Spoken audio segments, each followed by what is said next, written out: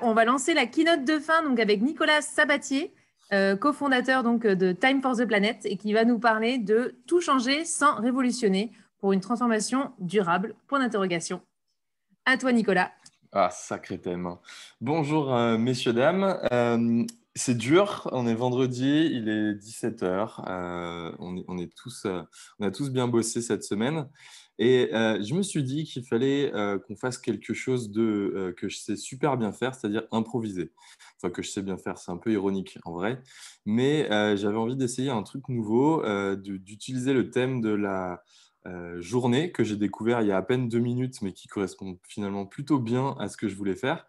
J'ai dit à Cyrielle, écoute, j'ai envie de donner un angle qu'on n'a jamais donné, un truc sur lequel on ne raconte pas beaucoup, parce que ça intéresse globalement personne, mais je pense que des communautés agiles peuvent être intéressées par ça, c'est-à-dire comment on a monté concrètement, comment on s'est organisé pour travailler, pour créer Time for the Planet. Euh, pour commencer, je voulais savoir si parmi vous, il y a des gens qui ne connaissent pas Time for the Planet, qui n'en ont jamais entendu parler. Est-ce qu'il y a des groupes? Oui. Ok, chez EDF et chez Concerto. Ah ouais, c'est Thomas Védéré. Je pense. Un modèle d'entreprise. Ok, je vais commencer par une petite présentation succincte quand même pour effectivement remettre un petit peu tout le monde à jour et ça engendrera, j'imagine. J'ai coupé mon micro, c'est bon, c'est tout bon. Alors, Time for the Planet, qu'est-ce que c'est? Je vais vous le faire avec la page d'accueil de notre site. A priori, si elle est bien faite, normalement, tout est dit sur une page d'accueil. Notre petite phrase qui résume notre action, c'est on cherche à créer 100 entreprises pour lutter contre le dérèglement climatique. Pour créer ces 100 entreprises, on cherche aussi 1 milliard d'euros. Peut-être qu'on peut créer 100 entreprises avec moins, avec plus, mais en tout cas, c'est une façon de dimensionner le projet. Peut-être qu'on créera un peu moins d'entreprises ou beaucoup plus. Là encore, ce n'est pas vraiment ça qui est important. Ce qui est important, c'était que cette phrase, il y a beaucoup d'histoires autour de cette phrase, d'ailleurs, je ne vais pas en dire plus, mais c'est le thème de Time for the Planet, c'est la lutte contre le dérèglement climatique. Malgré son nom, il n'y a rien d'autre que ça. On ne fait pas le plastique, on ne fait pas la biodiversité. Alors, on le prend en compte dans ce qu'on fait, mais ce n'est pas notre combat. Non pas qu'il ne faille pas le faire, c'est uniquement parce que à essayer de tout faire en même temps, on ne fait rien, comme disait ma grand-mère. Donc, on essaye de se concentrer sur un problème pour augmenter les chances de résoudre celui-là. Pardon. Pourquoi on parle d'entreprise dans la lutte contre le dérèglement climatique? Parce que finalement, il y a, selon nous, deux gros acteurs si on veut agir en tant que citoyen. Alors, il y en a même trois, hein. Il y a nous en tant que citoyens, on peut changer nos attitudes, nos gestes, nos comportements. Ensuite, il peut y avoir l'éducation, la sensibilisation. On peut apporter aux autres notre cheminement et essayer de les faire cheminer eux également. Et puis, il y a quelque chose qui est très puissant aussi, c'est la réglementation, donc le politique. Sauf que, il y a trois limites qui nous pinçaient un petit peu le cœur. La première, c'était qu'en tant que citoyen, on sentait que malgré le fait qu'on utilisait plus de voitures, plus d'avions ou qu'on mangeait moins de viande, visiblement, ça n'allait pas suffire, quoi. Le deuxième, c'est sur l'éducation, la sensibilisation. Il y a un énorme risque, c'est que c'est extrêmement lent. Et le GIEC nous dit qu'on a 20-30 ans pour pouvoir inverser radicalement les courbes, sinon le dérèglement peut s'emballer tout seul par des mécanismes naturels, etc. Je ne vais pas rentrer dans le détail. Mais il y a un petit peu cette limite, ce pari que finalement, si on va éduquer 7 milliards d'êtres humains, mais qu'il n'y en a que un demi-milliard qui change ses pratiques et que ça ne suffit pas, et ben, en fait, on aura passé beaucoup de temps. Voilà. Et le troisième élément, c'est le politique. Alors, ce n'est pas évident déjà de faire changer des courants politiques dans un pays. Et en plus de ça, si on se disait, OK, je vais me présenter, c'est extrêmement compliqué d'arriver au pouvoir. Et même quand on est au pouvoir, imaginons que le pouvoir en France, c'est être président de la République, et même en étant président de la République, on ne peut pas forcément faire tout ce qu'on veut. Et puis, admettons, on a une majorité géniale qui suit à peu près tout. Tout le monde est aligné, les partis sont tous OK, on va s'accorder sur le fait que l'urgence, c'est l'urgence climatique. Et bien, malheureusement, il y a encore 196 autres pays qui peuvent aller dans des directions très différentes. Donc, du coup, c'est compliqué également. Nous, ce qu'on avait, on vient plutôt, alors on ne vient pas d'école de commerce ou autre, mais on est arrivé dans l'entrepreneuriat via une porte qui était de se dire est-ce qu'on peut résoudre des problèmes de société en ayant une activité économique? Est-ce que les entreprises ne sont là que pour faire de l'argent ou est-ce qu'on peut utiliser les entreprises pour résoudre un problème? Quand je dis résoudre un problème, ce n'est pas dire on veut s'enrichir et résoudre un problème. Le métrique de réussite, c'est ça. Petite anecdote, et nous, ça nous est venu, on faisait des colonies de vacances à l'origine, et la grande problématique, c'est l'inclusion des enfants en situation de handicap et l'accès pour les classes moyennes. Et en fait, on mesurait notre impact au nombre d'enfants qu'on avait pu faire partir d'une année sur l'autre, donc du nombre de bourses qu'on avait réussi à distribuer. Quand je dis distribuer des bourses, faut savoir qu'on n'avait pas de subvention, ni privée, ni publique. On savait très bien que ça pouvait mettre à mal le projet, parce que le jour où ces subventions disparaissent, eh ben, le projet se casse la gueule. Et donc ça, c'était extrêmement important. Et puis surtout, c'est que ça prend du temps de courir après l'argent et que plus du temps tu peux le consacrer à bien faire ton projet, plus il y a de chances que le projet se passe bien. Donc nous, on vient un petit peu de ce monde-là. Et en 7 ans, en fait, on avait, on avait 23 ans. À l'époque, on s'est lancé pendant la crise des subprimes, monter des organismes de colo, c'était extrêmement bouché, ça l'est toujours. Et puis, à l'époque, rien que payer une colonie de vacances en ligne en carte bleue, ben, on était les seuls à le faire. Donc, on a l'impression que 2008, c'était déjà possible, mais non. Bref, en tout cas, en 7 ans, on avait autofinancé plus de 200 000 euros d'aide au départ et toute une énorme communauté, c'était une association, rejoignait le projet pour ça. Et donc, on avait bien une activité économique qui nous permet d'avoir des salariés, de payer des gens, d'avoir du matériel pour les colonies de vacances, etc., etc. Et donc, d'aider des personnes qui ne pouvaient pas partir en colo. Voilà. Donc, nous, on pense que l'argent, la façon dont on utilise l'argent, c'est aussi des petits bulletins de vote, quelque part. Et que ça pourrait être des actions, enfin, un mode d'action complémentaire aux deux modes que je décrivais tout à l'heure.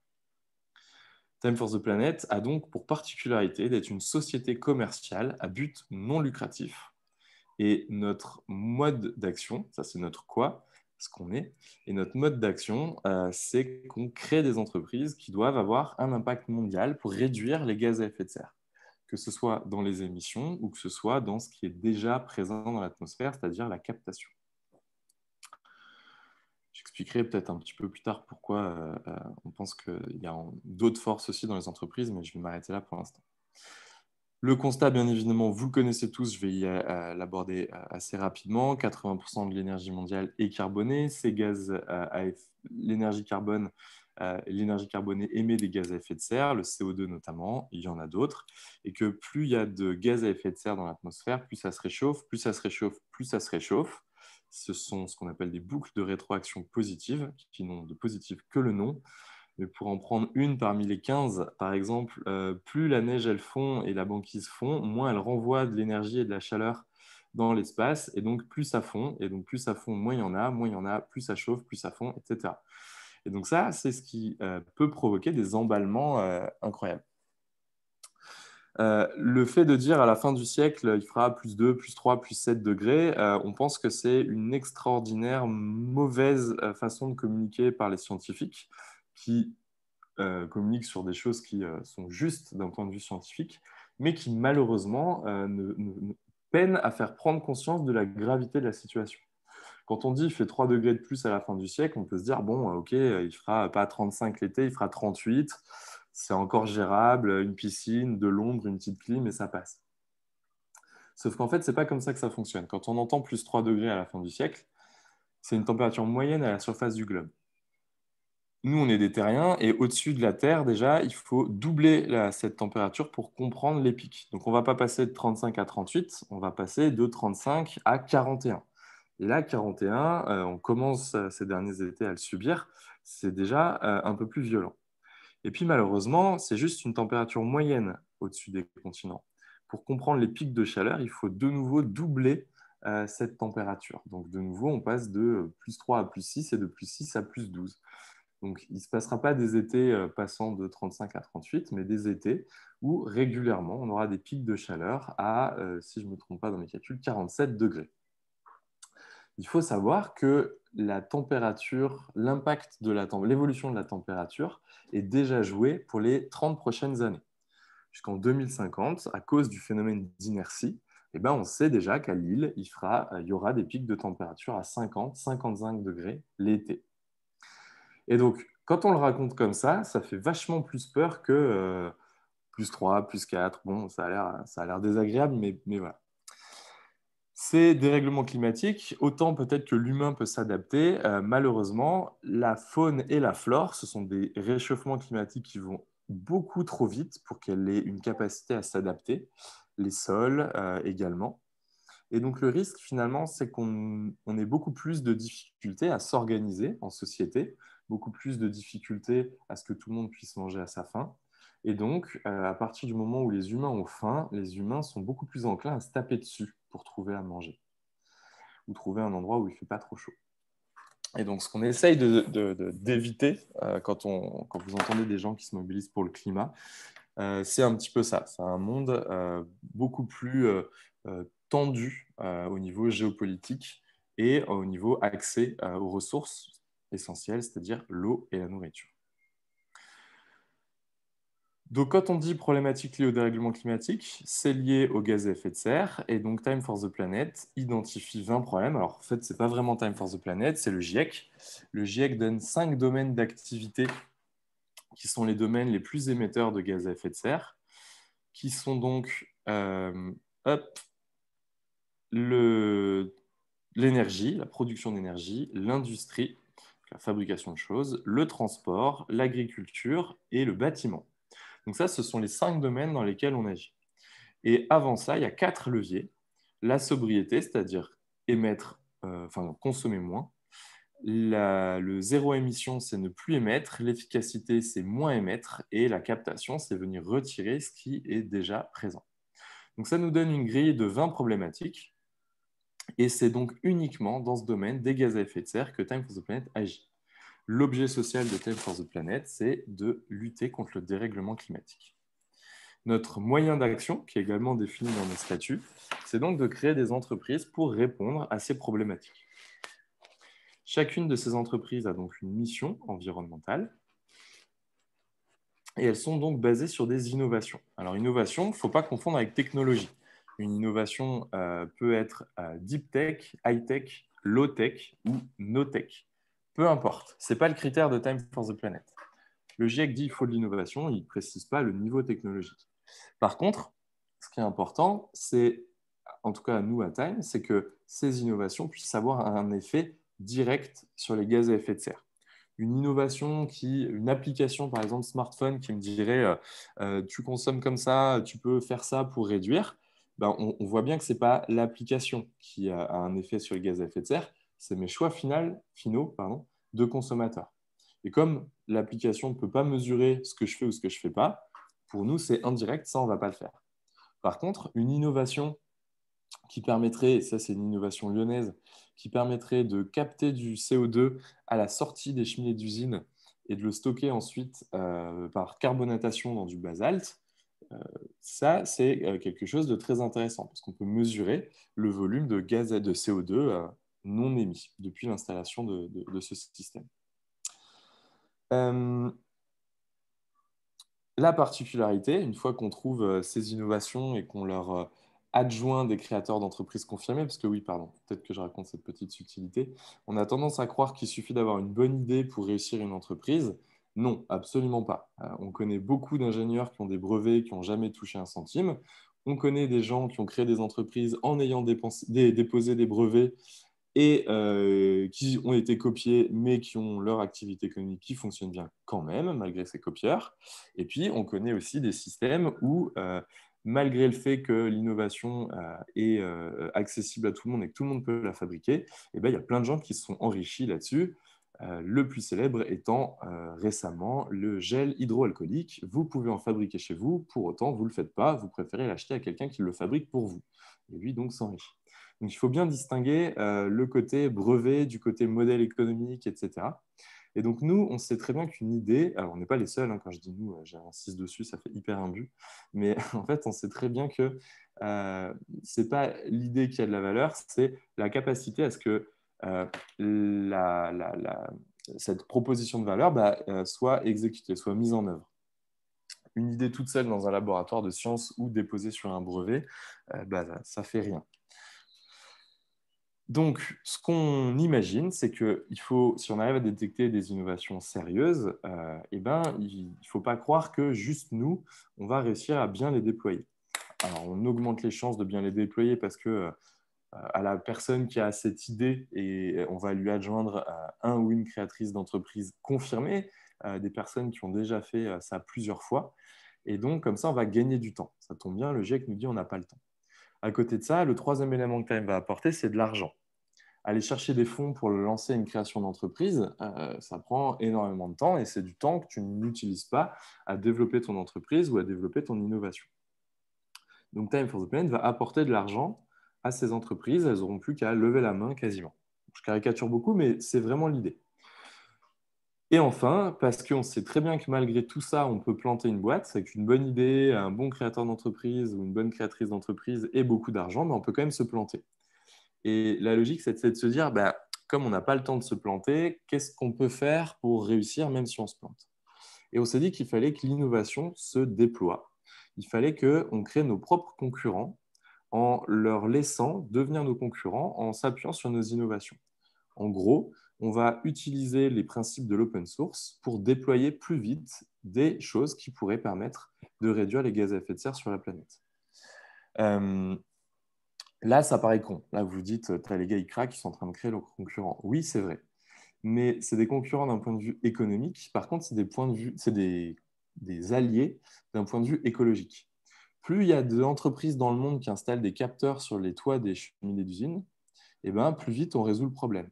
Et ce qui est rigolo là-dedans, c'est que je n'ai même pas besoin de convaincre l'entrepreneur ukrainien de faire ça pour sauver la planète. Lui, s'il veut juste s'acheter les 10 plus grosses villas de la planète, soit, à partir du moment de toute façon où il installe ça partout dans le monde, il contribue à résoudre le problème. Et je n'ai pas besoin de changer l'état d'esprit des gens. Donc, nos découvertes, nos innovations, on va les proposer pour que n'importe qui puisse créer des entreprises un petit peu partout sur la planète. C'est ce petit graphe-là qui le montre. Lorsqu'on crée une entreprise, d'autres les copient un peu partout dans le monde. Alors, juridiquement, c'est un petit peu plus bordé que juste YOLO, mais si le détail vous intéresse, je vous en parlerai, mais voilà. Quand on dit non lucratif, il ne faut pas confondre avec non rentable. Très souvent, il y a un peu ce mélange. Non lucratif, ça veut dire que les propriétaires d'une entreprise ne se répartissent pas la richesse créée. C'est pour ça qu'une entreprise peut faire de l'argent, peut avoir des excédents de trésorerie, mais il y a interdiction de distribuer cet argent. C'est ça, une association à but non lucratif. Dans une entreprise commerciale, c'est un peu moins courant, mais ce n'est pas interdit. Parce qu'en fait, une société commerciale, c'est défini comme une société, un regroupement de personnes qui fait des actes de commerce. Par contre, la raison et l'intention de pourquoi ils sont regroupés pour faire ces actes de commerce, c'est complètement libre. Et donc, chez Time for the Planet, dans les statuts, il y a écrit que tant que l'écart de température à la surface du globe ne sera pas revenu à 0 degré par rapport à l'ère pré-industrielle, ce n'est pas possible de distribuer des dividendes. Et ce qui est rigolo, c'est qu'au début, on nous disait oui, mais c'est impossible, personne n'est intéressé par mettre de l'argent pour ne pas en gagner encore plus. Bon, je suis sûr que vous le faites tous déjà dans votre quotidien pour vos enfants, l'éducation, la santé, la culture. Vous dépensez de l'argent pour d'autres choses que vous enrichir. Mais s'il fallait encore convaincre ces gens-là, on s'est dit d'accord, on va essayer de voir ce que ça donne. Et aujourd'hui, on a 23 000 actionnaires en 1 an et demi et qui ont donné entre 1 et 2 millions d'euros. On arrive à rassembler des gens de tout horizon. C'est ça qui est assez rigolo. Donc, par contre, nos entreprises qu'on va créer seront bien rentables, elles vont générer de l'argent. Et avec cet argent, on va pouvoir remonter une partie de cet argent à Time for the Planet qui pourra recréer d'autres entreprises. Vous voyez bien le modèle à la fois rentable et non lucratif avec ça. Voilà, j'ai fait d'une façon extrêmement rapide Time for the Planet. Ce qui m'amuse maintenant, ce qui m'intéresse avec vous, c'est d'expérimenter quelque chose, c'est de se dire, donc aujourd'hui, Time for the Planet a rassemblé 23 000 actionnaires, on a 4 100 000 euros de rassemblés, on a 6 millions et demi de promesses d'investissement qui sont là au total. Tout ça, vous pouvez le voir de votre côté sur cette partie tout savoir plan d'action. Donc voilà, vous pouvez suivre tout ça. Et ce qui m'intéresse, c'est à la fois de répondre à vos questions sur Time for the Planet et puis aussi de parler d'agilité parce que je vous assure qu'on a, sans le savoir, fait preuve de pas mal d'agilité. Et donc, ma grande question, c'est de vous laisser la main. Je vais noter, moi je vais prendre des notes pendant 5-10 minutes. C'est, à votre avis, ça sort d'où, ça part d'où, on est combien, comment on travaille, comment on est organisé, comment on communique entre nous, vers l'extérieur. Toutes ces questions que vous auriez, essayez de les imaginer sans que je dise rien pour l'instant. Comment, en 1 an et demi, on arrive à rassembler autant de personnes et autant d'argent sur un projet un peu starbé, dont vous maîtrisez mal les contours, sans doute, parce que je suis sûr qu'il y a plein de questions. J'aimerais faire cet exercice avec vous pour ensuite re-raconter une partie de l'histoire de Time et la lier à l'agilité. Comme ça, ça animera votre fin de semaine. Ou pas, hein, pareil, si vraiment il n'y a aucun groupe qui est chaud, moi j'envoie. Sous forme de questions ou de propositions? Proposition. Voilà, vous me dites, je m'imagine que ils font ça. Et qui sont, ou alors je m'imagine qu'il y a tel type de groupe, tel type d'investisseur. Je m'imagine qu'ils ont prévu ça, comme ça, comme ça, comme ça. Vraiment, on parle là d'organisation.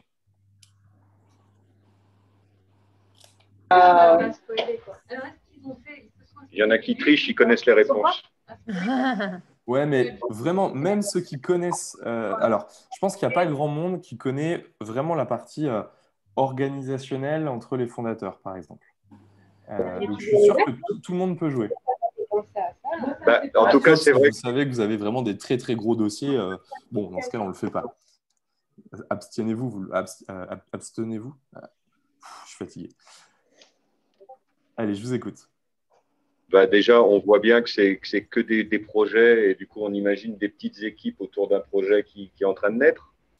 Ok. Qui se montent dans la... Moi, je dirais qu'il y a les fondateurs, je sais pas quoi, j'imagine les cinq copains fondateurs qui collaborent vraiment sans hiérarchie, à se retrouver toutes les semaines, à prendre les décisions ensemble. Et à chaque fois qu'il y a un nouvel investisseur, à mettre une personne de confiance dessus pour le suivre. J'imagine un truc comme ça. Ils sont très présents sur les réseaux sociaux. Une grosse communication pour récupérer le plus d'investisseurs possible. Je dirais la notion d'engagement en jouant sur le fait que ceux qui participent sont des associés. Ce que je vois beaucoup fleurir sur LinkedIn, par exemple. Je trouve que c'est une très bonne idée de proposer ça, pour avoir l'engagement des gens qui ont l'impression de faire partie d'un projet. Ok. Et même les gens qui ne connaissent pas Time, hein, vous pouvez jouer, hein, vraiment. Partez de votre imagination. Si vous deviez monter votre entreprise, même vous ne comparez même pas à Time, à la limite, voilà. Il y a plein d'idées là d'organisation dans ce que vous disiez. Vous parlez de réunions, vous parlez de process un petit peu. Il y a des choses comme ça qui ressortent. C'est bien. Continuez. Oui, je peux aussi poser des bénévolat solidaire. Alors, il y a plein de gens, mais j'ai cru entendre bénévolat solidaire, c'est ça? Ouais. D'accord. Est-ce que tu pourrais dire, ça c'est un mot-clé, on va dire, mais ça implique quoi du bénévolat solidaire Ça implique une entreprise qui veut contribuer ne donne pas forcément de l'argent, il peut donner aussi des ressources à votre organisation, des personnes avec des compétences particulières, du temps et des compétences particulières pour venir contribuer à la mise en place de ces initiatives. Ok, très bien, j'ai compris. Il y avait donc d'autres personnes qui ont parlé à ce moment-là et on vous redonne la parole. Oui, j'avais un point, c'est un peu une question et une suggestion. Vous financez des sociétés, enfin des créations de sociétés qui ont pour objectif justement de lutter contre le réchauffement climatique. Et j'imagine que, comment dire ça, vous n'êtes pas des business angels, mais ça nécessite quand même une certaine expertise. Il ne faut pas se planter. C'est-à-dire que dans votre organisation, ces fameux volontaires, c'était différent. Dans un monde idéal, il faudrait des gens volontaires, mais en même temps avec un certain niveau d'expertise pour que ces investissements, ces fonds que vous allez chercher pour ces entreprises-là soient quand même, que vous ayez certaines garanties de succès, j'imagine, quoi. Voilà. Donc, Ok. Quand tu parles de volontaires, je me souviens pas avoir fait allusion à ça et du coup, c'est pour comprendre. Des gens, non, des gens qui sont, non, parce que volontaires, je vais trop loin, c'est pas ce que je veux dire, mais en tout cas, il faut trouver. Les experts, c'est des gens souvent qui coûtent assez cher sur le marché. Je vais commencer par là. Ok. Et pour autant, vous en avez besoin dans votre activité, parce que vu que vous financez des entreprises, il faut que ces financements-là partent voilà, faut que ce soit des dossiers sérieux, qui aient des chances d'aboutir, etc. Donc, c'est pour ça que je dis que c'est une suggestion et un peu une question en même temps, parce que je pense c'est très intéressant. J'aurais des trucs à dire. Pour l'adresser, c'est vrai que j'ai tendance à me dire que c'est pas forcément évident, parce que vous avez peut-être pas les moyens de prendre des gens. Je sais pas comment vous réglez ce problème-là, mais en tout cas, vous avez certainement besoin de gens qui sont experts dans les différents domaines, parce que c'est vaste comme sujet, réchauffement climatique, les entreprises que vous avez peut-être déjà aidé à se créer derrière, etc. Il y a plein de domaines divers et variés pour lutter contre le réchauffement climatique. Donc. Alors ça on l'a abordé, justement, tu vois. Il y a 20 problèmes. Oui, voilà. Derrière chacun de ces problèmes, alors je ne sais pas si c'est exactement ce que je dis, mais ce que je veux dire, c'est que derrière chacun de ces problèmes, il faut chez vous des gens qui soient suffisamment affûtés pour valider ces investissements ou ces recherches de fonds, etc. Ok, ça marche, j'entends. Oui, c'est qu'ils ont dû penser à comment gérer 100 entreprises et garantir qu'il n'y en a pas une qui pompe tous les fonds en présentant un projet bidon. Il y aura une grosse topologie de gouvernance parce que c'est assez ambitieux de dire on va monter 100 boîtes et elles vont toutes être rentables. Surtout qu'on parle pas à 100 000 balles, là on parle de boîtes à 10 millions, donc j'imagine qu'il y a une bonne recherche à cette époque. Ok, j'ai noté. Alors, Nicolas, il y a Link Value et le groupe Hippie aussi qui voulaient intervenir. Je vois qu'il lève la main. Oui. Donc, groupe Hippie. Oui, non, moi j'étais juste sur l'équipe organisatrice, donc j'imaginais peut-être au moins 4-5 personnes avec des compétences très complémentaires pour mettre en place là, le cadre juridique, les aspects financiers et les scientifiques et communication. Voilà. Donc d'avoir rassemblé des gens avec des compétences diverses. Ok. Moi j'ai une question, pardon. C'est sur la partie pour une personne qui contribue, elle contribue à un projet ou elle contribue de façon globale à Time for the Planet? Elle contribue à Time. Tu ne peux pas flécher où va ton argent. Ok, et donc elle, quand elle contribue à la vision, au mouvement. Elle ne contribue pas à un produit. En fait, tu vas voir, c'est juste pragmatique. C'est que comme elle ne connaît pas à l'avance parce que les projets, elle ne peut pas mettre de l'argent dans un projet qui n'a pas été sélectionné. Ok, donc pour moi, en termes de structure, il y a bien j'imagine tout ce qui est levée de fonds et après redistribution, une cellule mère, et après plusieurs cellules autour de chaque projet, avec des services transverses qui doivent aider pour certaines expertises qui doivent être communes. Ok. Alors, j'imaginais moi plutôt une organisation comme la valeur qui est représentée en fait derrière Time for the Planet est assez forte et fédératrice. J'imaginais plus une organisation de type Biocoop, donc un genre de coopérative avec quelques personnes qui se sentent vraiment fédérées autour de ça et qui aillent chercher des ressources à droite à gauche. Après, la question que je me pose, c'est plus sur comment vous allez toucher les investisseurs en fin de compte. Ok. Quand tu dis comment on va toucher, c'est-à-dire comment vous les levées de fonds à droite à gauche, comment on entre en contact avec eux ou qu'est-ce qui les convainc quand on leur met la main dessus? C'est quelle étape qui t'intéresse? C'est j'imagine qu'ils se retrouvent dans les valeurs qui sont portées par Time for the Planet. Par contre, c'est vraiment comment on les démarche, comment vous les démarchez. D'accord. Mais pas pignon sur rue, c'est pas un magasin qu'on trouve à tous les coins de rue. C'est pas le supermarché du coin. Hein. Ça marche. Alors, il y a encore des mains levées pour EDF. Ouais, moi, c'était sur la partie choisir le dirigeant de l'entreprise ou sélectionner le projet. J'imagine qu'il faut. On parlait d'expertise technique, mais aussi d'expertise business. C'est monter une entreprise complète. Donc, j'imaginais peut-être que, soit dans votre groupe, vous avez des gens qui viennent de profils différents. On n'a pas parlé des fondateurs. Tu disais que vous veniez du monde de l'économie. Donc, c'est vrai qu'entre ça et monter des entreprises de captation CO2, c'est pas le même domaine. Donc, soit vous avez finalement rassemblé des gens de profils différents, ou alors vous vous faites peut-être accompagner ou superviser, ou peut-être que dans les premiers financeurs, vous avez des personnes qui ont une expertise en business model, dans des domaines de gestion de l'entreprise. Donc, voilà, je me disais, soit il y a des profils dans le groupe cœur pour choisir les dossiers, pour sélectionner les dossiers, pour voir ceux qui sont les plus probants, ou alors vous avez des acteurs un peu plus externes qui vous aident dans cette sélection de dossiers et dans l'hypothèse de dire là on a une personne qui est capable de gérer son business. Quoi.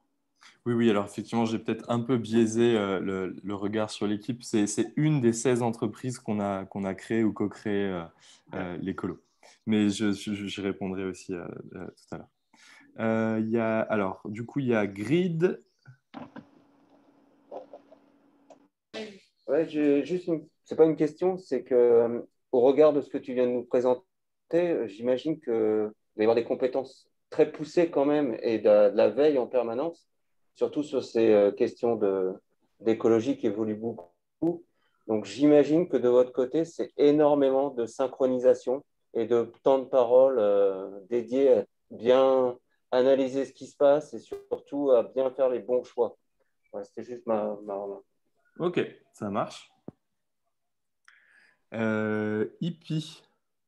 Oui, moi, c'était par rapport au fait que l'idée étant de partager les innovations, j'imagine une vraie culture finalement de partage des connaissances, de vraiment l'esprit d'une entreprise apprenante et au final, voilà, les connaissances vont vraiment balayer l'ensemble même des métiers et puis potentiellement même entre les entreprises. J'imagine quelque chose comme ça. Ok. JF Genilier, je crois. Oui, c'est le groupe Thales. Bonjour, le groupe Thales.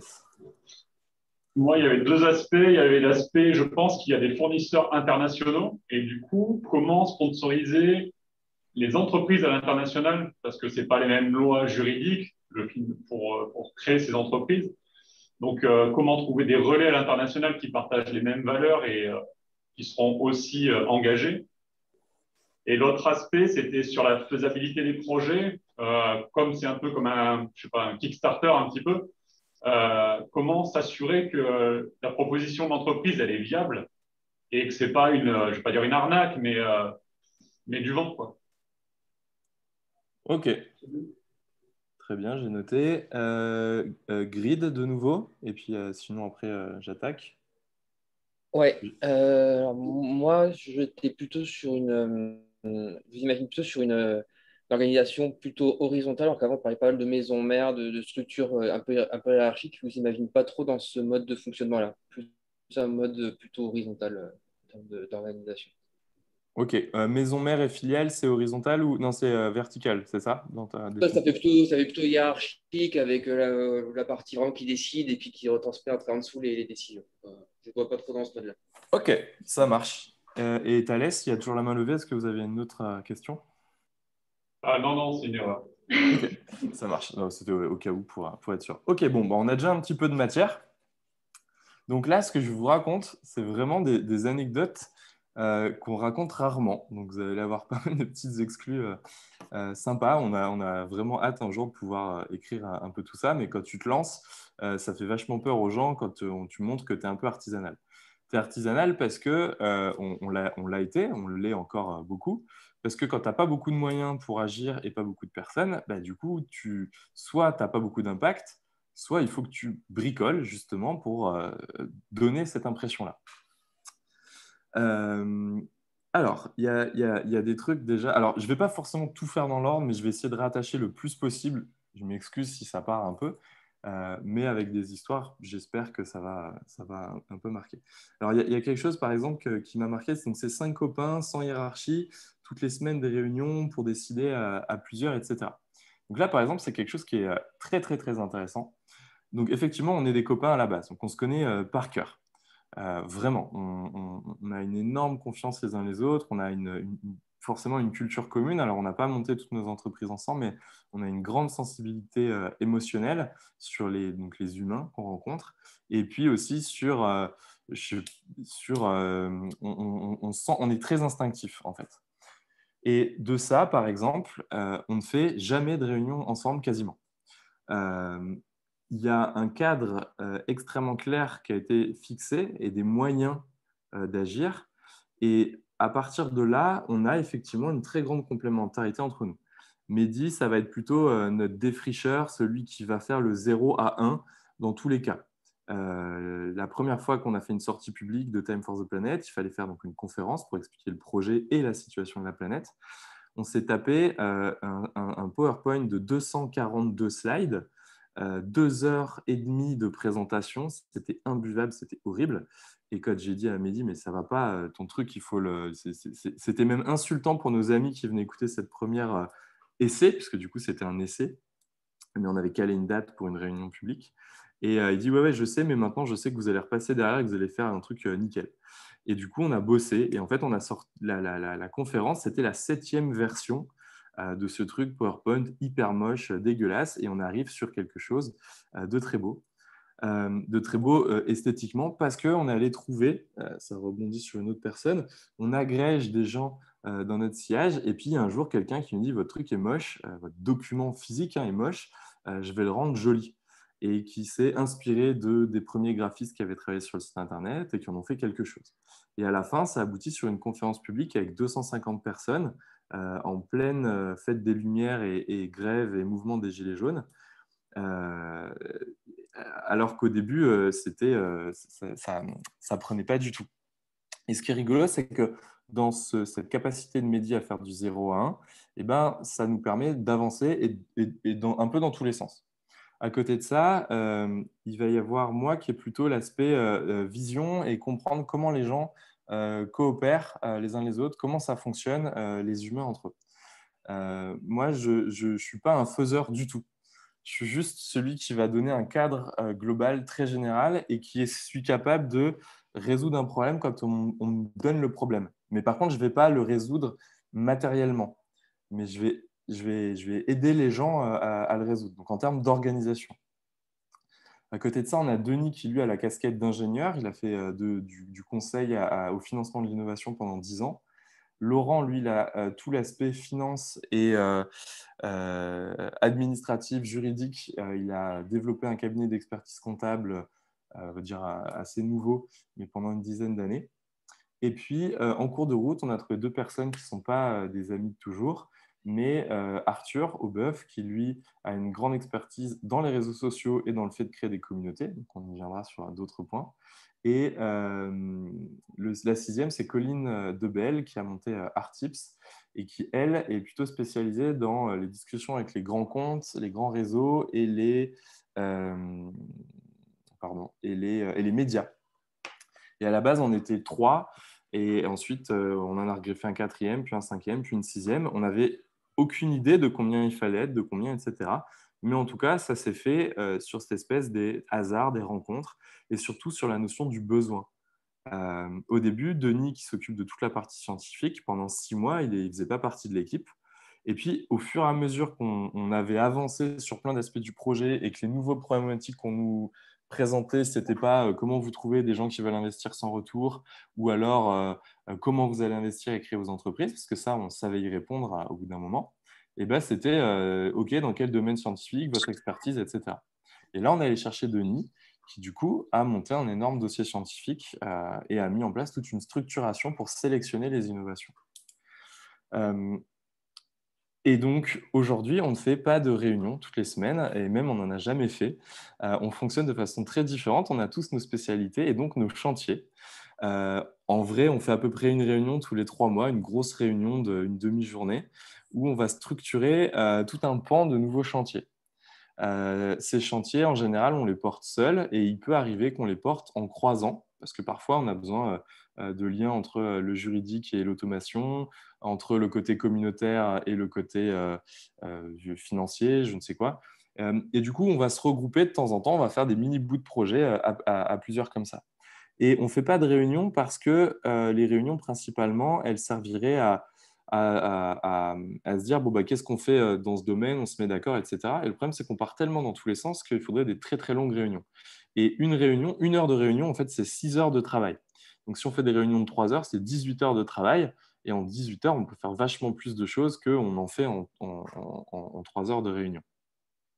Donc, on fait extrêmement peu de réunions. On fonctionne à l'inverse en disant, si tu as besoin d'avoir des informations sur un chantier qui n'est pas le tien, tu as un besoin, bah, c'est à toi d'aller chercher l'information. Enfin, non, ceux qui bossent sur le chantier ont la responsabilité de laisser des documents accessibles. Et ensuite, si ça ne lui suffit toujours pas, voilà. Et en réalité, on s'aperçoit qu'on a rarement besoin de savoir où en sont les autres. Et qu'on finit toujours par savoir quand on a besoin de le savoir. Donc ça, c'est un truc très particulier, peut-être. Voilà, on ne fait pas de réunion. Alors, il y a un truc qui a été dit aussi, ça m'intéressera, mais plus tard, parce que on ne va pas trop s'attarder là-dessus, mais quand il y a un nouvel investisseur, on met une personne sur le dos ou pour faire je ne sais pas quoi, mais du coup, non, pas du tout. C'est pareil, on a une façon de voir le monde qui n'est pas du tout sur la notion du contrôle. On pense que le monde est absolument incontrôlable, que c'est un énorme chaos.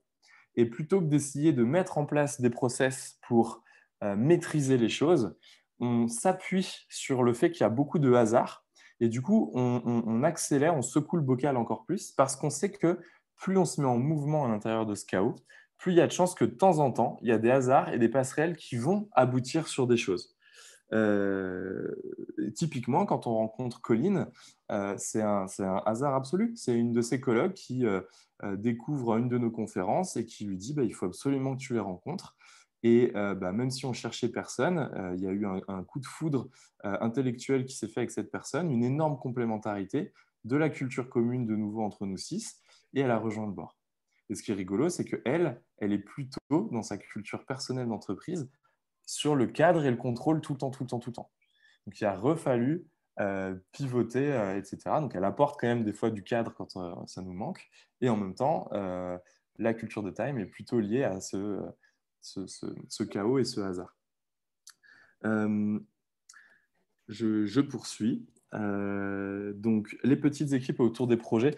Alors, ça va rejoindre d'autres questions sur les personnes qui nous disaient comment on trouve un dossier sérieux et puis les personnes qui vont porter. Alors, toutes ces entreprises, justement parce qu'on sait que créer une entreprise, ce n'est pas juste des idées et qu'on n'a pas le temps d'apprendre à quelqu'un qui a un schéma mental plutôt sur un profil scientifique ou qui a eu des process, des cadres, etc., très souvent, ça ne marche pas comme ça, créer une entreprise. Il faut partir le plus vite possible, le plus petit possible et améliorer tout le temps.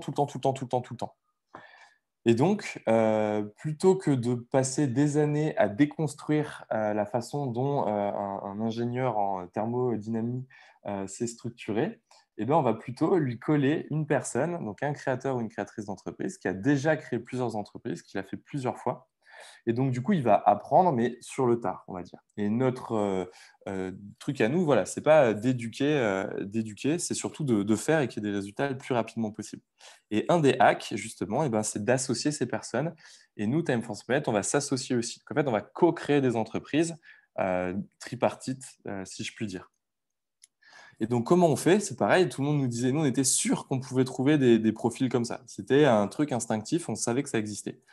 On n'en avait pas spécialement rencontré, mais on se disait, c'est évident que ça existe quelque part sur Terre.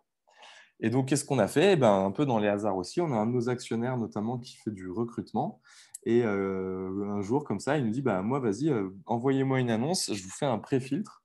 Et du coup, il nous a fait un pré-filtre de candidats. On en a reçu une douzaine et on a trouvé des profils vraiment incroyables de personnes qui savent faire ça précisément.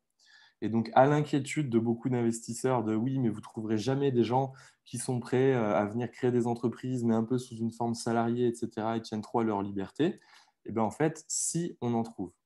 Et pourquoi ils viennent? Ils viennent parce qu'ils ont réglé leurs problèmes d'argent, ils ont réglé leurs problèmes d'ego, et ils veulent impacter.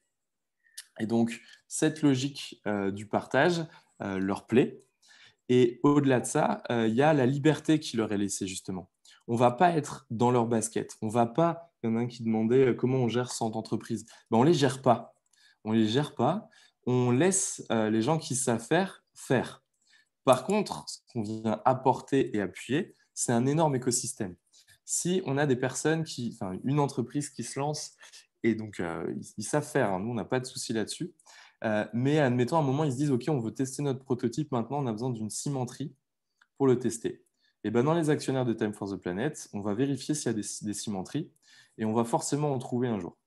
Et cet actionnaire, il va apporter de l'argent, et il y a une autre personne qui l'a dit, des fois on apporte d'autres choses, et bien, il va être très content aussi de mettre à disposition un de ses centres pour que Time for the Planet, entreprise dont il est actionnaire, puisse tester un prototype. Et donc ça, c'est la force d'un écosystème, alors que si l'entreprise se crée toute seule, elle va galérer pour trouver un lieu pour tester son prototype. Là, il y a des rapports de confiance et de liens qui se créent. À l'inverse, on peut par exemple aussi imaginer, on invente un climatiseur qui consomme 10 fois moins d'énergie que tous les autres et qui est économiquement beaucoup plus intéressant pour les particuliers. Et ben, peut-être que le premier banc de production de 5000 pièces, et ben, on n'aura même pas besoin de dépenser un seul centime de communication parce que dans nos 25 000 actionnaires, il y aura déjà peut-être 5000 personnes pour acheter les 5000 premiers modèles. Et pour nous faire des retours hyper fins, hyper qualitatifs, avant peut-être de lancer des bancs de production plus gros, etc. Donc, la création de cet écosystème est importante. Par contre, non, on ne va pas contrôler, gérer plus que ça. On sera actionnaire de ces entreprises, on sera en lien constant avec l'entreprise, mais c'est justement parce qu'on sait qu'on ne peut pas gérer 100 entreprises de front qu'on ne va pas essayer de le faire. Par contre, on va trouver une organisation la plus souple possible pour qu'on augmente les chances de réussite de ces entreprises.